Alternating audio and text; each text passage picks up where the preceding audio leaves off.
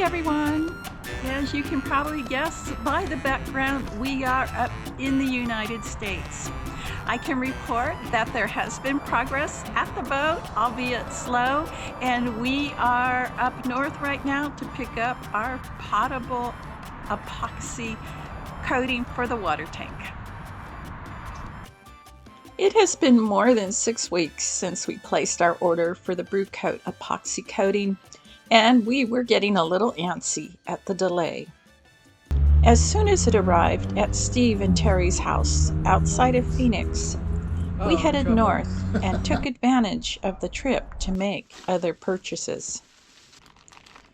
We purchased miscellaneous items such as good quality foam brushes I use for varnish, brushes for the water tank epoxy, canned spinach and spring peas, which one normally does not find in Mexico and does come in handy for omelets when we are out of fresh meat and vegetables in a secluded anchorage.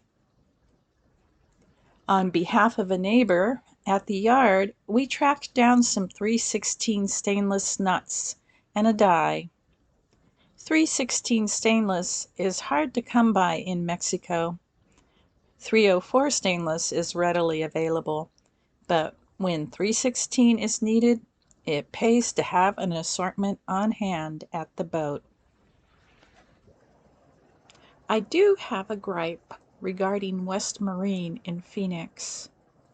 On Sunday, after verifying store hours on the internet, we drove almost an hour to pick up a paid order, only to find the store was closed.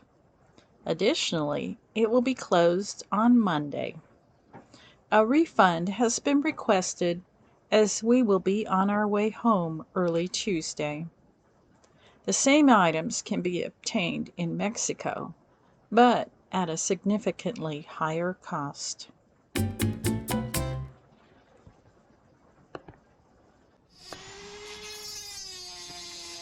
As for our progress at the boat, Lee removed the rusting stanchions by using a combination of a Dremel cutoff wheel for bolt heads, Croyle penetrating oil, an impact driver, and brute force, finally succeeding after much frustration.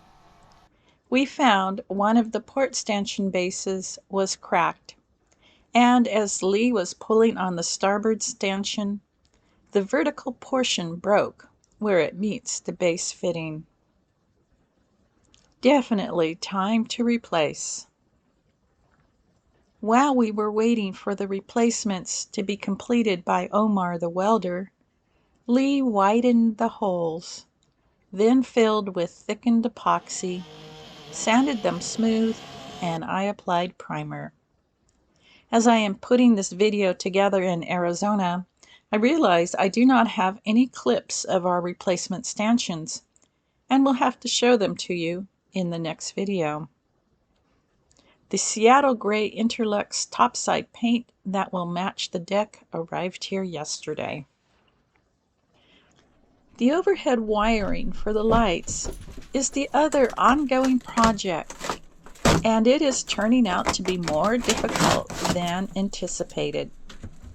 The overhead panels were originally installed over furring strips, and then the cross ribs installed over the thin panel material. Each edge of the panel has to be cut through to the supporting furring strip, and once cut is difficult to remove due to the lip on the cross piece. We are trying to save the removed panels as intact as possible, as they will serve as a pattern piece for the replacements. The overhead panels had been painted by a previous owner. We are planning to replace the panels with padded upholstered panels. Hopefully, the rounded edges of the new panels will cover up some of the white paint oops. We have removed only a small portion of the panels, with many more to go. It did, however, give us an idea of the routing of the wiring for the lights, and in some cases we are even more puzzled than before. The overhead lights are wired in parallel, and the last in line, the light in the head, appears to have its wire led forward and across the boat through one of the ribs. The wiring is securely fastened every 6 inches or so with staples, and it is impossible to pull through its routing channel. We do not want to cut into the ribs or cabinetry to follow the same route, and Lee will be laying wire along a new route, easily accessible via the removable ceiling panels, if all goes according to what we envision. Time will tell, and this project will be taking several weeks because we are enjoying life too, both in the Boatyard and in our adoptive hometown, Guaymas. The Christmas parade kicked off the Christmas season, and Lee said he thought most of the population were participants in the hour-and-a-half parade because of the multiple dance troupes, the many floats whose riders threw out candies for the children, and the floats that were sponsored by different businesses, including Fletcher and Argo gasoline stations. But as the parade was well attended by spectators, it appeared the whole city had turned out to enjoy the festivities. The rear of the parade was brought up by the Bomberos and Cruz Roja Mexicana, the firemen and Mexican Red Cross. It was a very joyous family occasion. In the cruising community, the first of the month swap meet in San Carlos is not only an opportunity to find bargains, but to socialize. We reconnected with Festina Lente, the Australian boat that appeared several years ago in one of our Alaskan Sailboat Cove videos.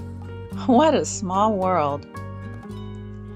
There are markets to attend, coffee hours, and happy hours, all of which make our world richer and memorable. On Tuesday, we will be heading home to La Brisa, and on our way through Hermosillo, we will swing by the airport to pick up our youngest daughter, who will be with us for Christmas. I will publish the next video after Christmas, so from all of us on La Brisa, we wish you a wonderful and joyous holiday season. So, until next time,